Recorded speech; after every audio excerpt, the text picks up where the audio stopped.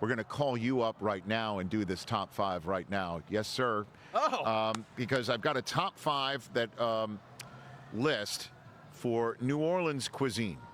Now, I'm just going to be straight up here.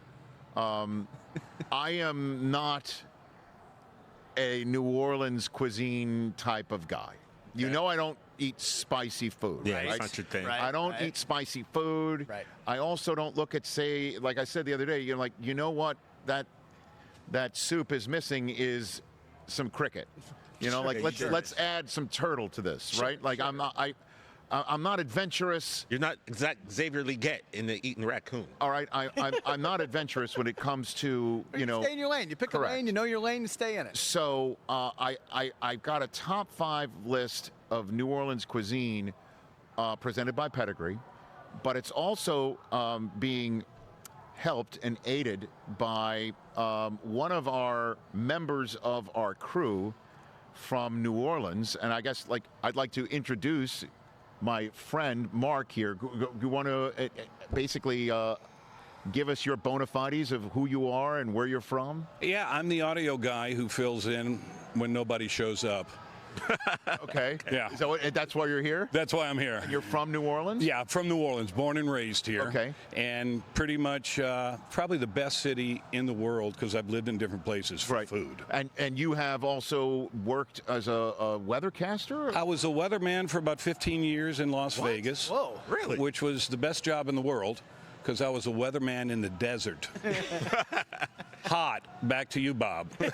And, of course, we had a general manager, and he wanted us to be the weather leader in the desert. And so you crushed it, Mark Pfister. Oh, he had to. Hot. Okay. Back to you, Bob. Now I still got 3 minutes to fill. Which is why he's perfect for this. Right. Especially since we have called in Omaha and an audible. We were supposed to do this at the end of the show, right? But we're doing it now. And Rich, also we have our weatherman for Friday if we need a prediction. That's correct. Because we only need it's one word. Well, we have a weather. Our audio executive, as he likes to be known, yes, back in Los Angeles, Mike Del Tufo. That Mike? Yes, that. Okay. Yeah. We have him do the weather report for big games, and he'll even give you the weather report inside a dome. About 72 and clear. There you go. Yeah. Well, save that for Friday. So you're excellent. Oh, all right. It'll change. It's New Orleans. So native New Orleanian, right? Mark Pfister. That's it. Who is on the Rich Eisen Show crew, has a top 5 New Orleans cuisine list presented by Pedigree for him to present to me. Hit it. Let's go. High 5. 1, 2, 3, 4, 5. Rich's Top 5. All right, Mark, this is what you think I should try here in town. Yeah, and you say it's spicy, right? Okay. There's a difference between spicy and flavorful. Okay. Okay? When you get a lot of people cooking New Orleans or Cajun food outside of the city, yes, they think it has to be hot and spicy. It's not Mexican food. You know, it's flavorful. It has a lot of spices in it. Yeah. Sure. But it's not necessarily hot. Okay, so what's first up on your list right here? First up on the list, I'm going to go with red beans and rice. Yep. Okay. Now, red beans and rice is a great dish. It's never spicy. It comes with sausage. And a little history on this, red beans and rice is a traditional Monday meal staple here in Louisiana. Why is that? Because back in the day, hundreds of years ago, Monday was wash day. So you'd go out and do your wash, but the beans had to cook down. So it takes a few hours to cook down.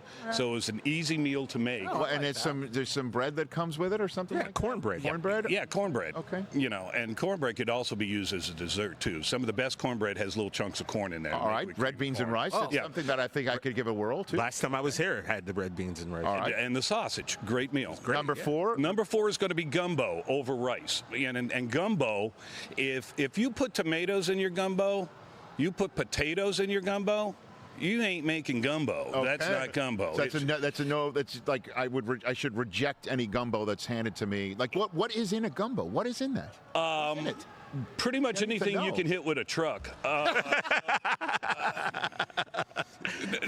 Oh my God! The basis of a good gumbo is a roux, R-O-U-X roux, and that's that brown gravy, and that's the hardest thing to make in a gumbo. And then to that you add the Holy Trinity, which is onions, bell pepper, and now I forgot about bell peppers, onions, and Celery. Celery. Yeah. Anything you hit in the truck. All right. Yeah. So that's number 4. I mean, And it can come, chicken and sausage is a good one, alligator gumbo, any type of protein meat you put in there. what does alligator taste like? Chicken. I'm like the straight man all of a sudden. All right. Well, number 3 on the list of top 5 New Orleans cuisine. Oh, this has to be one of the best, is the charbroiled oysters. And they are very popular down here, and they've been around for a while. And they take raw oyster on a half shell. Yeah. They drop it on an open grill, and then they cover it with garlic, butter, and other spices and let it cook down.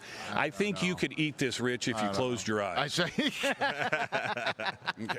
you don't have to, man. It's a texture thing, like the whole. Well, down here, ugly food is the best food. The uglier it is, the better it is. All right. Etouffee. It's another kind of like similar to a gumbo because it starts with the roux, but in this case, you will add the Holy Trinity, bell peppers and onions and garlic and all the same stuff to cook down the roux. But then to that, you add tomatoes to it, and you can do an etouffee with crawfish. You can do it with shrimp. You can do it with chicken, any type of meat. I like the bread. The bread looks great. Yeah, white bread, just like you. I'm sorry. This is the Jewish quarter of New Orleans right now. Is it? Right now, yeah. Okay. For the moment, it is. Yeah. For the moment, all right. The big finish. The number 1. This is your suggestion. Number 1. There are so many great desserts. Bananas Foster was invented here. Okay. Okay. But the easy go-to, if you're going to come to New Orleans, you got to stop at one of the places that serves beignets. Okay. All right. Now, do not wear black. Because it'll But get the all. powdered sugar, and put all the powdered sugar on you there. Okay. And one more, because it's coming in. This is that additional one. Oh yeah, we got one more. We got one more. He's got one more. What we call that is lagniappe.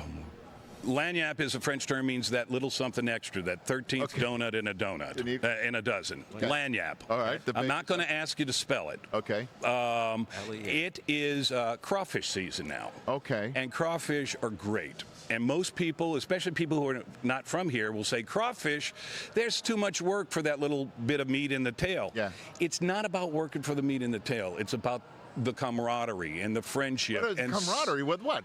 The thing that's staring at me? It looks like, No, you sit around there and look at me when I'm trying to. you sit around there and just tell lies to your friends and drink beer, and by the time you're done drinking beer, you're done with the crawfish, and it's time to move on to something else. So crawfish are great. It's going to be a good crawfish season this year. Last year we had a drought in crawfish. All right, so it's going to be good this year. Wow, fish for everybody. And once again, these are just my opinions. I'm not a food critic, but I enjoy it. But you're playing one on TV right now. So you got to build a good shed over your best tools. That way. Catch the Rich Eisen Show every single day on the Roku channel, 12 to 3 Eastern, for free.